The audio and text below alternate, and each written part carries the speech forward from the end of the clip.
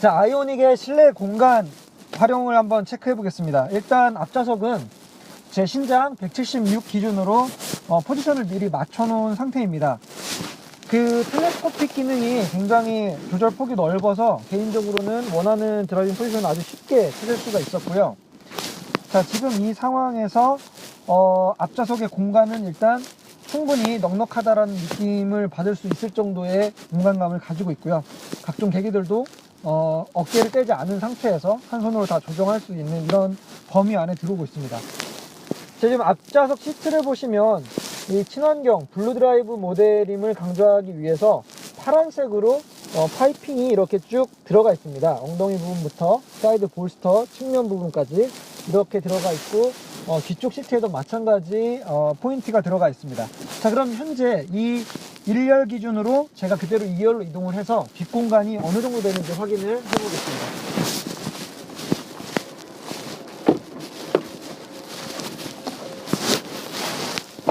자, 뒷좌석입니다. 일단 이 다리 공간은 굉장히 여유가 있습니다. 무릎이 앞으로 주먹이 한 2개 정도가 더 들어갈 만큼 충분히 공간이 남아 있는데요.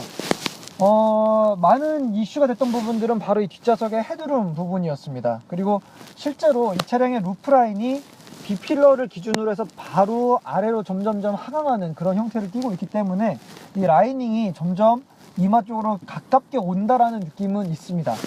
그래도 그나마 다행인 거는 이 머리 부분 바로 위쪽 부분에 이 헤드라이너가 움푹 들어가서 공간을 좀 확보를 해주고 있는 부분이 그나마 조금 머리가 쉽게 닿지 않는 이런 부분들이 있는데요. 그렇다고 해도 제가 이렇게 완전히 정자세로 앉게 되면 머리 뒤통수 부분이 여전히 지붕에 살짝 닿을 정도의 공간입니다. 조금 힘을 빼고 약간 장거리에서 이렇게 잠을 청하기 위한 이런 자세로 앉았을 때는 닿지는 않지만 또 이 앉은 키에 따라서 일반 평균 신장을 가지고 있는 분들도 닿는 분들은 조금 생길 수 있겠다라는 느낌은 듭니다. 하지만 결코 이게 장거리 이동할 때 불편함을 느끼겠다라는 수준의 그런 아주 좁은 공간은 아닌 것 같습니다. 좀 아쉬운 부분은 이 헤드라이너 뒷부분이 파져 있다가 다시 아래쪽으로 떨어지는 이 부분 때문에 머리가 닿는데요. 이 공간 안에 실질적으로 트렁크 후드가 연결되는 힌지가 이 안에 내장이 되어 있습니다. 그래서 향후 모델에는 이 힌지 부분을 조금 개량을 해서 위치를 바꾸거나 힌지 타입을 좀 얇은 걸로 바꾸면 머리 공간을 더 확보할 수 있지 않을까, 이런 아쉬움이 좀 남네요. 자, 뒷좌석에는 센터 암레스트와 그리고 컵홀더, 그리고 또 2열 스낵들을 위한 2열 송풍구, 그리고 열선 시트까지 일단 옵션으로 만나볼 수가 있습니다. 그래서 뭐 가족을 태우고 이동할 때에는 뒷좌석 활용도도 굉장히 훌륭하다라고 얘기를 할 수 있을 것 같습니다. 루프 라이닝 부분은요, 앞쪽에도 친환경 소재를 쓴 부분이 있지만 이 아이오닉은 또 재밌게 이 루프 라이닝은 사탕수수에서 추출되어 있는 그런 성분으로 루프 라이너를 만들었다고 해요. 그래서 제가 설마 단 맛이 나나 해서 살짝 맛을 봤는데 달지는 않고요. 근데 뭔가 맛은 있습니다. 그래서 먹으면 안 되는 걸지도 모르겠지만 아무튼 굉장히 좀 재밌는 소재를 적용한 그런 루프 라이닝 소재가 이 아이오닉에 적용이 되어 있다고 합니다. 자, 왜 아이오닉의 뒷자리에 머리 공간이 부족했을까요? 그 이유는 사실 이 2열 시트 아래쪽에 이 하이브리드용 대형 배터리가 장착이 되어 있기 때문입니다. 그래서 시트 아랫부분을 들어보게 되면 이 아래쪽으로 납작하게 좌우로 길게 배터리 셀이 들어가 있는 이런 부분들이 아이오닉의 어떤 설계적인 특징입니다. 그렇다 보니까 힙 포인트가 위로 올라갈 수밖에 없었고, 그리고 또 원래 공기 역학적인 디자인을 위해서 루프라인은 낮추다 보니까 상대적으로 뒤쪽 공간이 좀 줄어드는 이런 형상이 될 수밖에 없었는데요. 실제로 다른 차량에서도 2열 시트의 높이를 의도적으로 높여서 이 2열 승차자들에게 조금 더 좋은 이 전방 시야를 제공하는 차량들도 꽤 많이 있습니다. 뭐 스테디움 시트 방식이라고 불리기도 하고요. 그래서 2열 공간에 앉았을 때 시야는 좋지만 상대적으로 머리 공간은 조금 좁아진다 라는 게 이 아이오닉의 2열의 특징이라고 할 수 있을 것 같습니다. 현대 측은 지금 이렇게 배터리를 굉장히 낮은 포인트에 위치를 시켰기 때문에 차량의 전체 무게중심이 600mm 이하로 내려가서 굉장히 좀 날렵한 운동 성능까지도 보장을 하고 전후 무게 배분에도 조금 더 도움이 됐다라는 그런 자료를 발표를 했고요. 그럼 지금부터 한번 이 차량의 운동 성능을 확인해 보러 달려가 보도록 하겠습니다. 자, 무게중심이 낮아졌다고 하는 이 아이오닉의 급차선 변경 능력을 한번 보도록 하겠습니다. 속도는 70 정도로 고정을 해 놓고요.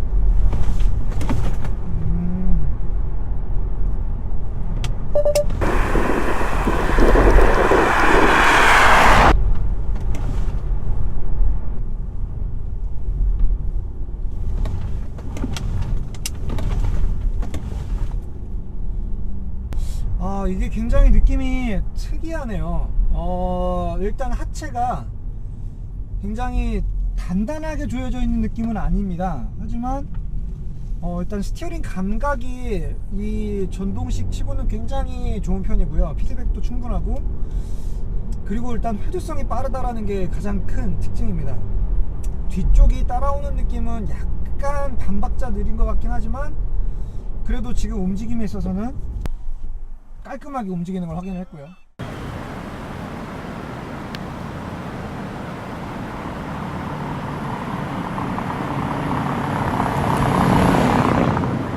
아이오닉의 서스펜션 부분은요, 일단 개인적으로는 느낌이 나쁘지가 않습니다.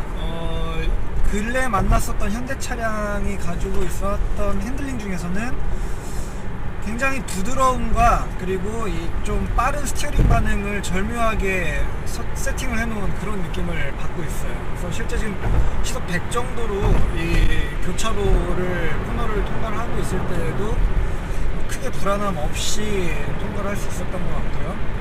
전반적인 승차감 부분은 기본적으로 서스펜션 세팅은 소프트합니다. 절대 뭐 스포티 쿠페처럼 단단하게 조율해놓은 그런 세팅은 아니에요. 그렇지만 이 로어암이나 이 서스펜션의 스프링 하부 부품을 이루고 있는 이 링크류의 알루미늄 소재들을 일부 적용함으로써 실질적으로 소프트한 서스펜션을 바탕으로 이 휠 타이어가 위아래로 좀 빠르게 노면의 요철들에 대응할 수 있는, 그래서 결과적으로는 굉장히 우수한 로드 홀딩력을 지닐 수 있는 그런 하체 감각입니다. 그래서 의외로 요즘에 만나본 현대차 중에서는 저는 이 차량의 세팅이 썩 마음에 드는 편입니다. 지금 시속 100, 110 이 정도를 가고 있습니다만 이 17인치의 둘두로 사이즈의 광폭 타이어를 달고 있음에도 특별하게 승차감에 그런 어떤 타이어로 인한 그 손상은 없다라고 말씀드릴 수 있을 것 같아요. 자, 이 하이브리드의 고속 연비, 보통 하이브리드 하면 무조건 연비가 좋다, 잘 나올 거다라는 어떤 막연한 기대감을 갖고 계신데요. 한번 하이브리드 연비를 얼마까지 떨어뜨려 볼 수 있을지 제가 이 차량의 좀 힘을 충분히 끌어내면서 연비가 좀 빠르게 탈 때는 얼마나 떨어지는지를 또 한번 확인을 해보도록 하겠습니다.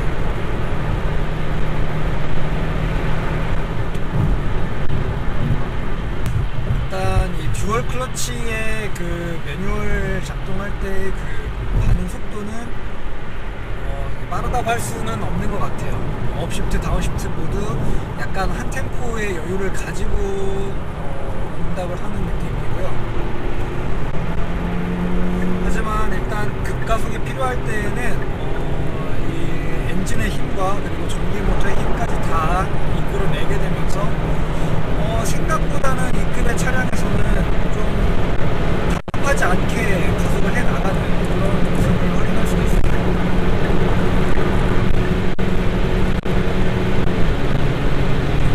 고속 주행 시에 그 지금 보면이 굉장히 안 좋지만 로드 홀딩 부분도 이 정도면은 아주 고급스럽게 좀 마무리를 했다 라는 느낌을 좀 받을 것 같아요. 아반떼랑 비교했을 때에도 승차감 부분은 이 아이오닉이 조금 더 우위에 있다라는 그런 부분이고요. 실제 이 차량의 무게가 옵션에 따라서 1300kg대 후반에서 1400kg대 초반 정도밖에 나가질 않습니다. 그래서 전반적인 몸놀림에서 좀 가뿐하다라는 느낌을 많이 받는 것 같아요. 그래서 초반에 이 스티어링 입력에 대한 반응 부분도 굉장히 좀 예민하게 앞머리가 따라와주고, 물론 이제 뒷부분, 꼬리 부분이 이 앞머리 움직임에 반응해서 따라오는 데까지 약간의 좀 머뭇거림은 있지만 그 느낌이 결코 그렇게 썩 불안한 기색으로 느껴지는 그런 것이 아니라 기본적으로 소프트한 서스펜션에서 오는 어떤 그런 차의 무게, 하중 이동의 변화 시간, 그 정도의 시간만을 좀 요하는 정도이지 컨트롤 하는 데 있어서는 불안함을 느끼거나 이러지는 않는 것 같습니다. 그리고 그런 반응 속에서 제가 하나 좀 느끼는 부분은 기본적인 이 골격의 강성이 물론 이게 이 전 모델이 없기 때문에 비교할 대상은 없지만 어쨌든 지금 이 차량, 하이브리드 차량을 타시는 대부분의 그 운전자 성향을 만족시키기에는 충분히 강성이 차고 넘치는 수준이다 라고 말씀드릴 수 있을 것 같고요. 조금 더 스포티하게 몰아붙인다고 해도 이 차체 강성 부분에서의 어떤 아쉬움 같은 거는 좀 남지 않을 것 같고, 또 향후에 이 차량을 가지고 조금 더 스포티하게 튜닝을 하는 그런 유저들이 있다고 해도 어느 정도 셋업까지는 받쳐줄 수 있는 그런 차체 느낌이라고 말씀드릴 수 있습니다. 자, 지금 연비를 중간에 다시 한번 리셋을 해보고요. 그리고 조금 출력을 내서 주행을 해보도록 하겠습니다. 자, 우리나라 이제 1차로를 비워주는 이런 도로 문화가 조금씩 정착이 돼 가고 있는 것 같습니다. 이거 굉장히 좋은 그런 움직임인 것 같고요. 스포츠 모드로 바꿀까요? 자, 지금까지 노멀 모드였고요. 스포츠 모드로 옮겨서 약간 수동 변속을 하면서도 주행을 해보도록 할게요.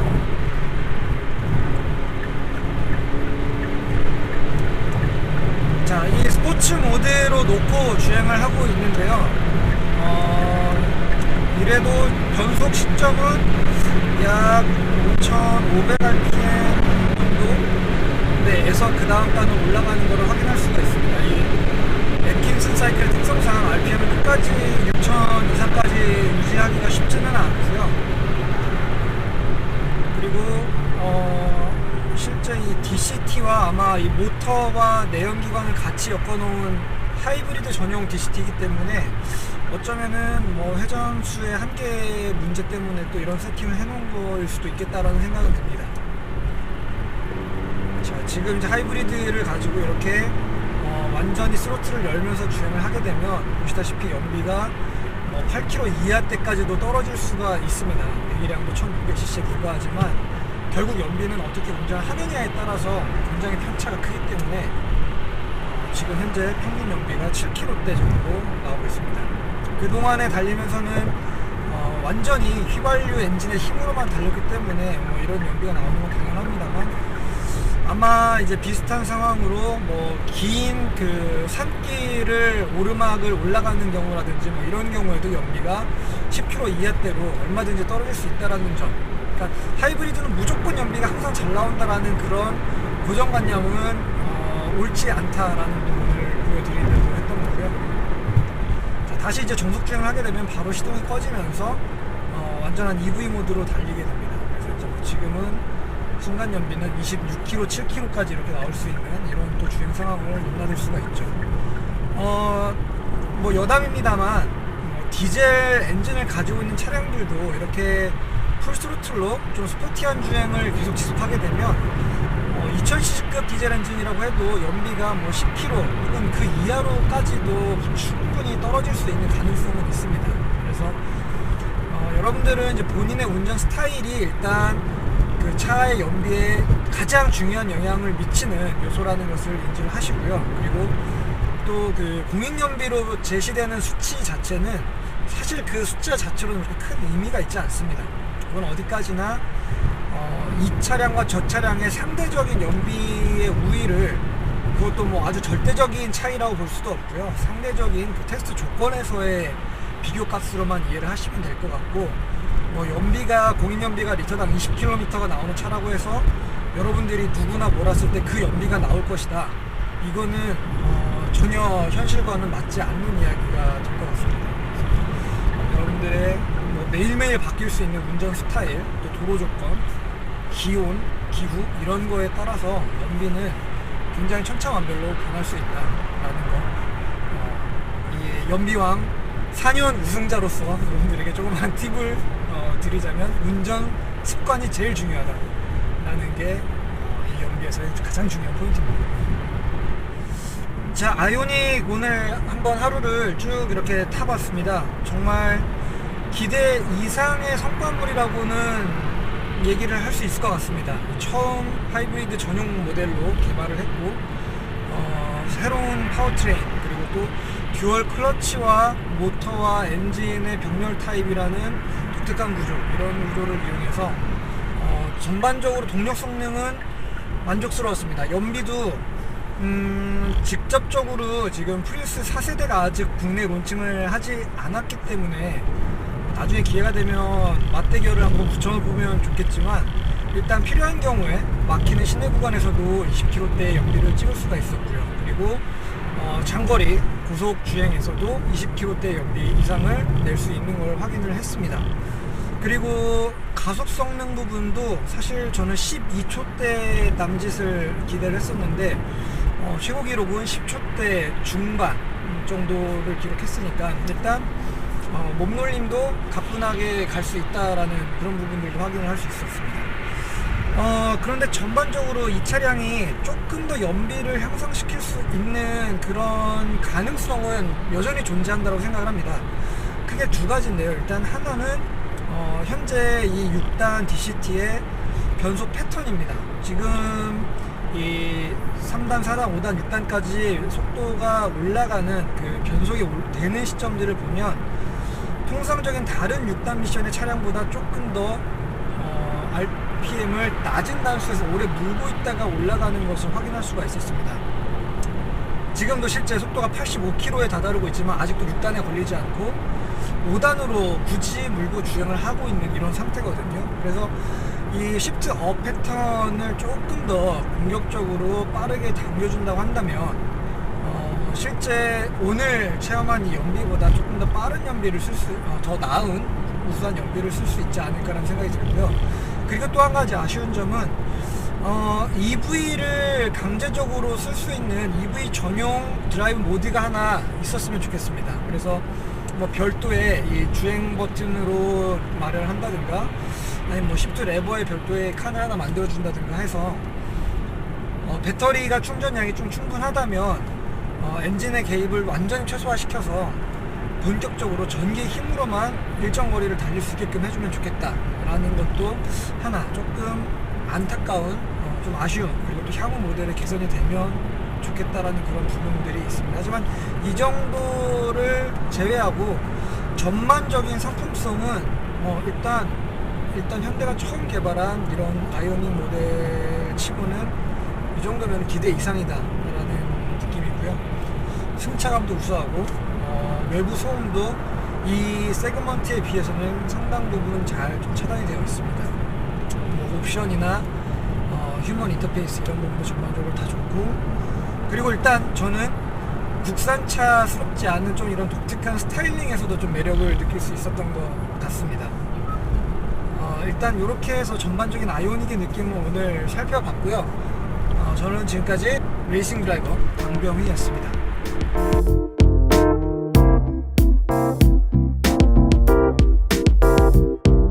자, 하이브리드 모델을 구매하시려는 여러분도 혹시 그거 알고 계셨습니까?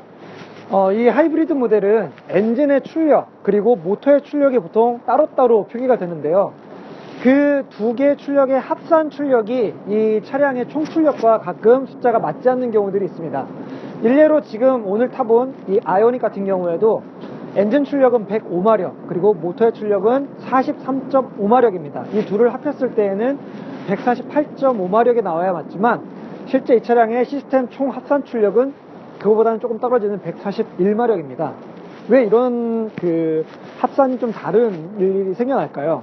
그 이유는 그 최대 출력이 나오는 각각의 회전수가 엔진과 전기 모터의 그 회전수가 다르기 때문입니다. 그래서 엔진이 최고 출력을 내는 포인트에서 전기 모터도 최고 출력이 동시에 나온다고 한다면 정확하게 두 개 합산된 거가 시스템 총 출력과 동일하게 나오겠지만 실제로 전기 모터가 최대 효율을 발휘하는 구간, 그리고 이 엔진이 최대 효율을 발휘하는 구간이 미묘하게 회전수 차이가 나기 때문에 이러한 시스템의 총 출력에서 그 숫자가 약간 달라지게 됩니다.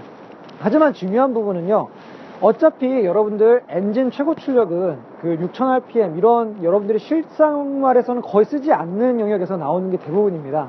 그보다 더 중요하게 봐야 될 부분은 실제 여러분들이 사용하는 구간 1500rpm에서 뭐 2500rpm 사이, 그리고 그 구간에서의 전기 모터가 내줄 수 있는 토크, 이런 부분들이 얼마만큼 여러분들의 운전 성향에 잘 맞는 출력을 내주느냐, 이런 부분들을 점검하시는 게 더 중요한 부분입니다.